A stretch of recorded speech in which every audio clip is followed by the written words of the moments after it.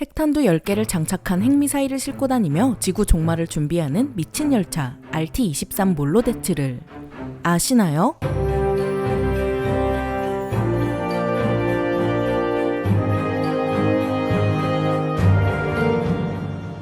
안녕하세요. 지식 스토리입니다. 이번에는 소련이 지구를 공멸하고자 만들었던 비장의 카드 중 진짜 비장의 카드 핵미사일 발사 열차에 대해 알아볼 텐데요. 1945년 5월 베를린 땅에 소련군 군화 발자국이 찍히고 제국 의사당에 소련 깃발이 꽂히며 독일은 항복을 선언합니다. 그렇게 전 세계를 혼돈으로 몰아넣은 파멸적인 전쟁은 이제 막을 내리는 듯 보였지만 태평양 전선에서는 여전히 처절한 싸움이 지속되고 있었습니다. 이미 폐색이 들이우다 못해 일왕 코앞에 폭탄이 떨어지고 있어도 일본은 결코 전쟁을 포기할 생각이 없었던 것입니다. 너무 자주 언급해 진절머리가 나는 그 총 옥쇠를 외치며 항전했죠. 보통은 저러다 말겠다 싶겠지만 일본은 그런 놈들이 아니라는 것이 너무 명확했는데요. 실제로 일본은 학생들과 부녀자들에게도 군사훈련을 시켰고 얼마 훈련도 못 받을 이들에게 총알바지가 되라고 등을 떠미는 듯한 행보가 이어졌습니다. 그런 발악을 해도 전쟁은 이기겠지만 이건 국가의 모든 사람을 도륙내는 반인륜적 행위여도 같았고 미국은 딜레마에 빠집니다. 결국 대를 위해 소를 희생하는 선택으로 핵폭탄을 투하하죠. 이로 인해 눈 깜짝할 사이에 도시 2개가 초토화되고 수십만 명의 사상자가 나왔지만 그 폭탄의 위력을 목격한 일본에 분명한 메시지를 전달할 수 있었습니다. 닥치고 항복하라는 것이었죠. 일본이 전쟁을 계속한다면 민족 전체가 말살당할 위기를 직면해야 할 뿐만 아니라 그런 결심을 한 직후부턴 일본은 역사책에서나 찾아볼 수 있는 국가가 되어야만 했습니다. 결국 일본의 분노조절 장애는 미친 무력 앞에 분노조절 잘해로 바뀌었고 항복을 이끌어냈죠. 하지만 이 핵폭탄이 우리가 아는 것처럼 일본만 의식한 폭탄이었을까요? 아니었습니다. 전쟁 직후 소련이라는 나라는 100% 아니 1000% 미국과 대립을 빚을 것이 분명했습니다. 공동의 적을 위해 싸웠을 뿐 그들은 너무나도 달랐고 서로를 인정하기엔 너무나도 강했습니다. 즉 그 핵폭탄은 소련에 주는 경고 메시지이기도 했으며 일본을 빠르게 정리하고 소련과 힘겨루기를 하려는 미국의 계산이 들어있었습니다. 핵폭탄이 터진 뒤 본격적으로 시작된 냉전은 핵무기를 무한하게 양산하는 국면으로 접어들죠. 쟤보다 강력하게 쟤보다 많이를 외치며 끊임없이 핵무기를 생산하고 개발한 결과 그들은 그들 스스로도 감당할 수 없는 양의 핵무기를 쏟아냅니다. 서로를 죽일 듯이 으르렁대며 만들었던 핵무기는 결국 하나의 국가는 물론 지구 자체의 문명을 삭제할 수도 있는 수준에 접어드는데요. 이제 전쟁은 한방 게임이 되었습니다. 선빵 필승, 핵무기를 퍼부어버리면 상대는 아무것도 못하고 삭제되어버리겠죠. 결국 소련과 미국은 자기가 핵폭격으로 샤워하는 한이 있더라도 조금 더 전문적으로 상대와 함께 지옥에 갈 방법을 연구하는데요. 그렇게 핵무기를 사용하는 플랫폼이 다양해집니다. 잠수함, 폭격기, 미사일 등 뭘 날릴 수만 있다면 다 핵무기를 실어버렸죠. 상대가 별의별 곳에 핵무기를 실어버리자 잠수함이든 폭격기든 다 찾아내는 방법을 탐구하고 창과 방패의 싸움이 계속 지속되는데요. 결국 소련은 여기서 기차를 이용하자는 생각을 하게 됩니다. 사실 기차가 무기로 사용된 건 여럿 있었습니다. 수많은 나라들이 장갑열차니 열차포니 하면서 기차 위에 이것저것을 올려 사용하곤 했죠. 쉽게 생각할 수 있는 플랫폼인 만큼 기차를 이용하자는 생각은 1969년에 이미 진행되었다가 잠시 버려졌던 프로젝트이기도 했습니다. 그때까지만 해도 잠수함과 폭격기를 이용해서 핵미사일을 발사하면 되는데 굳이 장갑열차가 필요하겠냐는 의견이 지배적이었기에 프로젝트가 중단된 것입니다. 그러던 중 1970년대 말에 들어서 냉전이 심화되자 별의별 것이라도 다 하자면서 기차 미사일 시험이 본격적으로 진행되었습니다. 그렇게 1987년 드디어 실전 배치가 이루어지며 어쩌면 역사상 가장 독특한 개념의 핵미사일 발사 플랫폼이 완성되었습니다. 바로 오늘의 주인공 소련의 RT-23 몰로데츠였죠. 나토에선 SS-24 스켈펠이라고 불렀습니다. 이미 완성된 ICBM을 개량하여 열차에 탑재하면 되는 만큼 개발에 긴 시간이 투자될 이유는 없었기 때문에 빠르게 결실을 볼 수 있었던 것입니다. 그럼 몰로데츠에 올라가는 미사일의 재원을 살펴보겠습니다. 미사일은 전장이 23.3m에 직경은 2.4m 정도가 됩니다. 추진은 3단 고체 연료를 통해 진행하며 발사 중량은 10.4톤에 달했죠. 이중 탄두들의 무게만 해도 4.05톤이나 나갔습니다. 최대 사거리는 1만 km 이상에 최고 비행고도는 1000km에 달했습니다. 기차는 정해진 선로만 다니고 하늘에서 보면 쉽게 들킬 텐데 왜 하필 기차를 이용하자 했을까요? 바로 넓은 땅 때문이었습니다. 미국도 땅이 되게 넓지만 소련에 비할 바는 아니었습니다. 이렇게 넓은 소련의 영토 어딘가를 돌아다니는 기차가 갑자기 핵미사일을 쏜다? 이거 참 재미있는 것이었죠. 너무 넓어서 기차를 찾을 수도 없을 뿐더러 이 기차를 탐지하려면 항공기가 있어야 하는데 소련의 방공망이 워낙 워낙 철저해서 관찰을 하는 것도 불가능합니다. 그 넓은 소련의 땅에서 기차를 찾겠다는 것은 수백 대의 정찰기를 항시 소련 영공에 띄워두어야 겨우 가능하겠죠. 심지어 그 넓은 땅에 핵미사일을 실은 기차가 돌아다니면 미국은 겁이 나서 그걸 또 추적해야 하는데 이렇게 미국이 정신만 제대로 팔려도 엄청난 이득이었습니다. 또 소련을 완전히 불바다로 만들어도 시베리아나 넓은 소련의 땅 어딘가에 이 기차가 한 대라도 남아있게 되는 순간 미국의 핵미사일을 보복할 것이 뻔했습니다. 한마디로 진짜 괴랄하고 변태 같은 무기죠. 몰로데츠는 기관차 세대와 17량의 철도 차량으로 구성이 된 거대한 크기를 자랑하는 장갑열차입니다. 이 중에서 미사일이 탑재된 건 3대의 차량이고 나머지는 지휘소, 통신, 디젤 발전기, 시스템이 탑재되어 있습니다. 이외에도 사병들의 숙소와 식량 저장 창고까지 있어서 보급이 끊긴 상황에서도 28일 이상 단독적으로 작전이 가능하죠. 이렇게 별의별 것이 다 들어있음에도 열차는 무려 시속 80에서 120km까지 주행할 수 있었고 소련의 모든 철도 노선에서 미사일을 발사할 수 있었습니다. 강력한 미사일을 철로 위에서 발사하더라도 열차가 전복되거나 철로가 손상되지 않도록 철저하게 개발해 두었죠. 여기 탑재되는 핵미사일도 장난이 없는데 0.43메가톤급 핵탄두가 무려 10발이나 탑재됩니다. 쉽게 말해 열차 3량의 미사일 한 발씩 총 3발의 미사일이 각각 10개의 0.43메가톤급 핵탄두를 탑재하고 있는데요. 이 위력을 모두 합한다면 열차 하나에서 히로시마에 떨어진 핵폭탄의 1000배에 달하는 수준에 달합니다. 또 미사일마다 탑재된 10개의 탄두는 MIRV 기술을 활용했는데요. 이는 10개의 탄두가 모두 개별 목표물을 향해 날아갈 수 있도록 유도하는 기술입니다. 미사일 하나가 10개의 도시를 박살낼 수 있죠. 한마디로 기차 하나가 30개의 도시를 박살내고 하나의 도시는 히로시마 핵폭탄 30개를 얻어맞는 꼴입니다. 그리고 이 기차는 총 12대가 생산되어 소련의 이곳저곳에 잘 숨어 배치되었죠. 미국이 소련을 다 부숴도 소련은 기차만 잘 살리면 360개의 미국 도시를 증발시킬 수 있었는데요. 즉 진심으로 인류 최후의 날을 대비한 결전병기였던 셈입니다. 말만 들어보면 거의 모든 소련의 마지막 함정카드 같지만 몰로데츠는 소련이 붕괴하고 냉전이 끝나며 점차 퇴역하는 수순을 밟아야 했습니다. 열차에 탑재되는 미사일을 만드는 생산시설이 우크라이나에 있었는데 소련이 해체되며 우크라이나가 독립해버렸기 때문입니다. 그래서 몰로데츠를 꾸준히 운용하기에는 보급에 차질이 생길 수밖에 없었죠. 그나마 남아있던 미사일들 또한 핵 감축 조약에 따라 해체되기 시작했고 남은 것들은 러시아의 신형 대륙간 탄도미사일 토폴 M 플랫폼으로 개조되었습니다. 그렇게 2005년을 기점으로 몰로데츠는 공식적으로 러시아군에서 퇴역했죠. 물론 냉전이 끝났음에도 미국과 러시아의 관계가 급격하게 우호적으로 변한 건 아니었고 얼마 가지 못해 다시 군비 경쟁이 시작되기는 했습니다. 이에 따라 장갑열차에 탑재되는 핵미사일도 부활을 꿈꾸며 다시 연구가 진행되었는데요. 이를 통해 실전 배치될 핵미사일 발사용 장갑열차는 몰로데츠와 달리 일반 열차와 같은 외형으로 제작되어 서방이 더 포착하기 힘들게 만드는 걸 목표로 하고 있었습니다. 2019년 시험 발사를 진행하고 2020년에 본격적으로 양산에 들어간다는 계획이었죠. 그럼 이미 있어야겠네요. 하지만 러시아의 유구한 전통이 파탄난 경제는 이 프로젝트의 자금 부족으로 이어졌고 2017년 이후 제대로 하는 것 없이 표류하는 신세로 전락했습니다. 거기다가 현재 우크라이나 전쟁으로 인해 러시아가 국제적 제재를 받고 경제 상황이 더 악화된 걸 고려해보면 앞으로도 오랫동안 러시아에서 몰로데츠의 후계자를 보기는 힘들 수도 있겠습니다. 그런데 재미있는 건 이미 몰로데츠와 같은 개념을 가진 무기가 오늘날 다른 곳에 존재한다는 것입니다. 아마 이렇게 말하면 미국을 떠올리시는 분들이 계실 텐데요. 미국 역시 한때 이런 무기를 운영할 생각을 하기는 했습니다. 1980년대 미 공군에서 고안한 피스키퍼 레일 게리슨 계획이었죠. 미 공군의 계획에 의하면 터널 내에 열차를 숨겨서 위성 감시에 벗어날 수 있다면 열차를 이용한 핵미사일 발사 수단이 꽤 쓸만할 것이라 생각했는데요. 하지만 냉전이 종식되고 군비 감축이 진행됨에 따라 취소되었고 열차에 탑재될 예정이었던 미사일들은 모두 지상 고정형 사일로로 돌려지게 되었습니다. 그래도 이 낭만 넘치는 기차 핵미사일은 이상한 곳으로 흘러들어가 우리를 괴롭히고 있는데요. 바로 우리 윗집 북한이 그 주인공입니다. 철도기동 미사일연대가 운용하고 있다는 열차 핵미사일이 2021년 9월 발사되면서 전 세계가 경악했습니다. 이미 사장된 것이나 다름없는 몰로데츠의 개념이 현대에 부활한 것이니 말입니다. 물론 북한이 매우 좁아 기차가 어딜 돌아다니는지 비교적 쉽게 알 수 있겠지만 산과 터널이 많아 이것도 어려움을 겪고 있습니다. 또 실전에서 활용된 데이터도 적고 북한 사회 또한 폐쇄적이어서 무기의 정확한 재원을 쉽게 공개하지 않기 때문에 얼마나 강력한지 알기도 어렵죠. 하지만 워낙 열악한 북한의 철도 환경을 고려해보면 북한이 철도기동형 미사일을 얼마나 잘 운용할 수 있는지 또한 미지수이기도 합니다. 하지만 여전히 한미연합군 입장에서는 또 별도의 정찰 자산을 동원해 감시해야 하는 존재가 늘어났다는 것 자체가 성가시죠. 이렇게 냉전에서 탄생한 괴랄했던 무기 RT-23 몰로데츠와 이를 카피캣에서 북한이 제작했던 또 다른 열차 핵미사일에 대해 알아보았는데요. 영상이 유익하셨다면 구독과 좋아요 부탁드립니다. 감사합니다. 지식 스토리였습니다.